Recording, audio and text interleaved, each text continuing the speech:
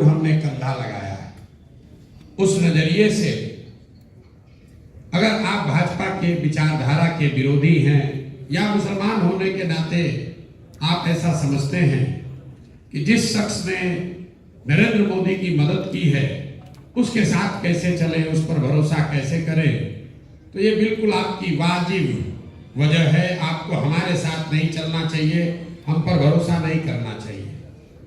लेकिन अगर आप मेरे परिचय का ये हिस्सा जानते हैं कि 14 में मैंने मोदी जी का अभियान चलाया है, तो आप में से कुछ लोगों को ये भी पता होगा कि 2014 से लेकर 2021 तक इस देश में जहां कहीं भी मोदी भाजपा हारा है, हराने वाला कोई भी हो, चाहे वो बिहार में महागठबंधन हो, पंजाब में कांग्रेस हो, तेलंगाना में केसीआर हो या बंगाल में ममता बनर्जी हो, हराया चाहे जिसने भी हो, उन सब के पीछे भी इसी प्रशांत किशोर ने कंधा लगाया। यहां आपने बात करी है मुसलमानों की दुर्दशा पर, हम अपनी आंखों से भी देख रहे हैं। लोग सच्चर कमेटी में पढ़ते हैं, यहाँ बड़े बड़े दानिश्वर बैठे हुए हैं, बड़ी बड़ी बातें आपने कही। आप कह रहे हैं कि आपकी हालत ये क्यों है? कोई हमको अपना रहनुमा बनाना चाहता है, कोई पूछ रहा है कि आप बताइए पहले क्या कीजिएगा तब आप पर भरोसा करेंगे। किसी ने अपना मोहब्बत का पैगाम ही पूरा पढ़ दिया। मुसलमानों की ये जो दुर्दशा है, ऐसी किसी ने सही कहा कि ऐसी बैठकें पहले भी होती रही हैं, आगे भी होगी। इससे मुसलमानों की दुर्दशा नहीं सुधरने वाली। जब तक आप ये नहीं समझिएगा कि आपकी इतनी दुर्दशा है क्यों, इसलिए नहीं है कि आपकी संख्या कम है, इसलिए नहीं है कि नेताओं ने आपको ठगा है। नेताओं ने जितना आपको ठगा है उतना समाज के दूसरे हिस्से को भी ठगा है। आपकी दुर्दशा इसलिए है कि आपके कौम के सबसे बड़े रहनुमा पैगंबर साहब ने कहा कि जिस कौम को अपने रहनुमाओं की समझ ना हो उसके ऊपर जालिम हुक्मरानों को मुसल्लत कर दिया जाता है। आप वो कौम हैं, आप वो कौम हैं जिसको अपने रहनुमाओं की समझ ही नहीं है, वो समझ बनी ही नहीं। आप वो कौम हैं जिसकी शुरुआत का पहला शब्द ही है इकरा, पढ़ो, और उस कौम ने अपने बच्चों की पढ़ाई को ही छोड़ दिया। मेरे भाई, आपको प्रशांत किशोर से सीखने समझने की जरूरत नहीं है। ना हम आपके रहनुमा हैं, ना होने का दावा करते हैं।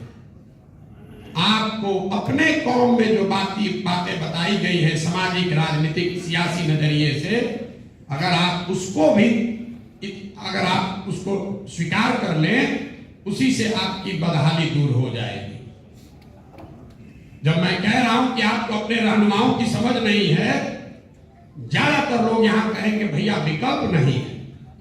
हम आपको उदाहरण देके बिहार के नजरिए से बताएंगे कि आपको कैसे रहनुमाओं की समझ नहीं है। आज जितने भी मुसलमानों से आप बात कीजिए, वो कहता है भैया हम लोग के पास विकल्प नहीं है। 2014 में आपके पास विकल्प आया था। आज जो यहाँ के सदर हैं, हम उनके विरोध में खड़े, तो भाजपा के साथ है, लेकिन नीतीश कुमार 14 में उन्होंने आपके साथ कोई दगा नहीं किया।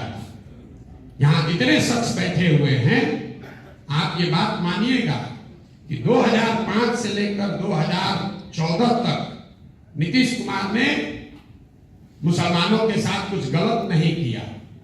ये वही नीतीश कुमार हैं कि 2010 में जब उनकी चलती थी तो नरेंद्र मोदी को बिहार में उन्होंने घुसने नहीं दिया था। ये वही नीतीश कुमार है 2012 में जब नरेंद्र मोदी को भाजपा ने अपना अभियान का चेहरा बनाया तो नीतीश कुमार उस गठबंधन से बाहर निकल गए। अपनी सरकार, अपनी पूरी राजनीतिक कैरियर को दांव पर लगाया। लेकिन वही नीतीश कुमार जब 2014 में चुनाव के मैदान में आए तो यहां बैठकर बड़ी बड़ी बात कहने वाले कौम के जो रहनुमा हैं, आपने नीतीश कुमार को रहनुमा नहीं बनाया। तब आप लालटेन पकड़कर घूमने लगे। मेरे भाई, अगर आप दगा करोगे तो आपके साथ भी कोई दगा करेगा। आपने नीतीश कुमार के साथ भलाई का काम नहीं किया, तो नीतीश कुमार अगली बार जीत कर आया जब 15 में आपके वोट से, हम नीतीश जी के साथ थे, हमने महागठबंधन बनवाया था। नीतीश जी हमको हमेशा कहते थे, प्रशांत जी कुछ भी कह लीजिए, मुसलमान हम लोग के साथ रहेगा नहीं। तो जैसे ही उनको मौका लगा, आपको ठग कर भाजपा की ओर चला गया। लेकिन मुसलमानों की राजनीतिक सलाहियत को आप देखिए, वही नीतीश कुमार अभी 1.5-2 साल पहले फिर भाजपा को छोड़कर महागठबंधन में आ गए, इंडिया अलायंस बनाए, और सारे मुसलमानों को लगा कि अब यही नया रहनुमा है जो हम लोग को देश में बचाएगा।